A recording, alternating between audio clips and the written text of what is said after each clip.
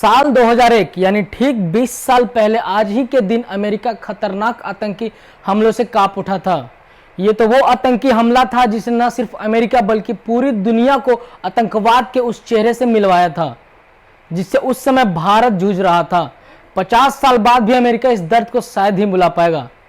नमस्कार, मैं हूं आपके साथ अतुल यादव और आप देख रहे हैं न्यूज़ 10 इंडिया। खबरों में आगे बढ़ेंगे, लेकिन उससे पहले अगर आपने हमारे यूट्यूब चैनल को सब्सक्राइब नहीं किया तो सब्सक्राइब करें, साथ ही बेल आइकन दबाएं।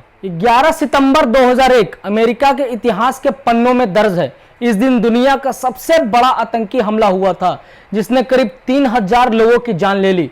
तत्कालीन अमेरिकी राष्ट्रपति जॉर्ज बुश ने इस घटना को अमेरिकी इतिहास का सबसे काला दिन करार दिया था। आपको बता दें, 11 सितंबर 2001 की उस सुबह से कोई भी भूला नहीं है जब रोज की तरह दुनिया के सबसे ऊंची इमारतों में शुमार वर्ल्ड ट्रेड सेंटर में भी करीब 18,000 कर्मचारी रोजमर्रा का काम निपटाने में जुटे थे। लेकिन सुबह 8:45 पर कुछ ऐसा हुआ कि अब सामान्य सी मालूम पड़ रही है सुबह खौफनाक उठी। बता दें कि वर्ष 1993 में भी आतंकियों ने वर्ल्ड ट्रेड सेंटर को निशाना बनाने की कोशिश की थी। उस समय यहां पर अंडरग्राउंड गैराज में एक ट्रक बम ब्लास्ट किया गया था। जोरदार ब्लास्ट में 7 मंजिलियों को नुकसान पहुंचा था। उस समय 6 लोगों की मौत हुई और करीब 1000 लोग घायल हुए थे, लेकिन दोनों टावर्स को कुछ नहीं हुआ था। FBI ने बाद में हमले में शामिल 7 आतंकियों को गिरफ्तार किया था। उस दिन 19 अल-कायदा आतंकियों ने 4 पैसेंजर एयरक्राफ्ट हाईजैक किए थे और जानबूझकर उनमें से 2 विमानों को वर्ल्ड ट्रेड सेंटर न्यूयॉर्क शहर के ट्विन टावर्स के साथ टकरा दिया, जिससे विमानों पर सवार सभी लोग और बिल्डिंग के अंदर काम करने वाले हजारों लोग भी मारे गए।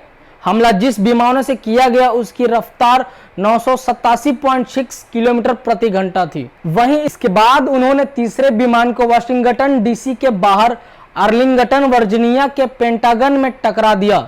वाशिंगटन DC की ओर टारगेट किए गए चौथे विमान के कुछ यात्रियों एवं उड़ान चालक दल द्वारा विमान का नियंत्रण खोने के बाद विमान एक खेत में क्रैश होकर जा गिरा। इस खौफनाक हमले में 2996 लोगों की जान चली गई, जिसमें 4000 पुलिस अफसर और फायर फाइटर्स भी शामिल थे। मरने वालों में 57 देशों के लोग शामिल थे। पूरी इमारत करीब 2 घंटे में मलबे में तब्दील हो गई थी। मारे गए लोगों में केवल 291 सब ही ऐसे थे जिनकी ठीक से जान पहचान की जा सके। गौरतलब है कि इस हमले के बाद भारतीय व्यापारियों ने हजारों टन मलबे को करीब 23 करोड़ रुपए में खरीद लिया। इसमें से निकले लोहा और स्टील को रिसाइकल कर नई इमारतों में इस्तेमाल किया गया। इस दर्दनाक हमले के पीछे अलकायदा प्रमुख ओसामा बिन लादेन का हाथ था। फिर अमेरिका ने बदले की कार्रवाई करते हुए 2 मई 2011 को पाकिस्तान के एबटाबाद में ओसामा को मार गिराया था। हालांकि इसमें पूरे 10 साल लग गए। 13 सालों के बाद वही नई इमारत काम करने के लिए खोल दी गई। आइए आपको बताते हैं कि आखिर ऐसी क्या कमी रह गई थी इस खूबसूरत बिल्डिंग में जो यह गिर गई। पहला विमान सुबह 8:45 में नॉर्थ टावर से टकराया। 102 मिनट तक इसमें आग धधकती रही और फिर 10:28 पर महज 11 सेकंड में यह टावर ढह गया। पहले टावर से विमान टकराने के 18 मिनट बाद सुबह 9:03 दूसरे ट्विन टावर से एक और विमान आकर टकराया। 56 मिनट तक यह टावर आग और धुएं से जूझता रहा, फिर अगले 9 सेकंड में भरभरा कर गिर गया। वर्ष 1970 की शुरुआत में इन बिल्डिंग्स का काम पूरा हुआ और वर्ष 1973 में इसे खोला गया। 1300 फीट की ऊंचाई वाली ये इमारतें अमेरिका की शान बन गई थी।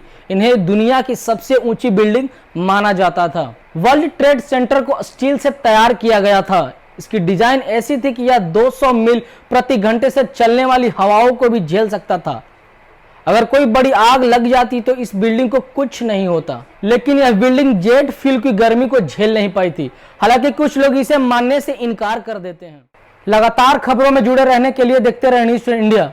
अगर आपको हमारी ये वीडियो अच्छी लगी हो तो लाइक करें, कमेंट करें, शेयर करें और हाँ, सब्सक्राइब करना ना भूलें।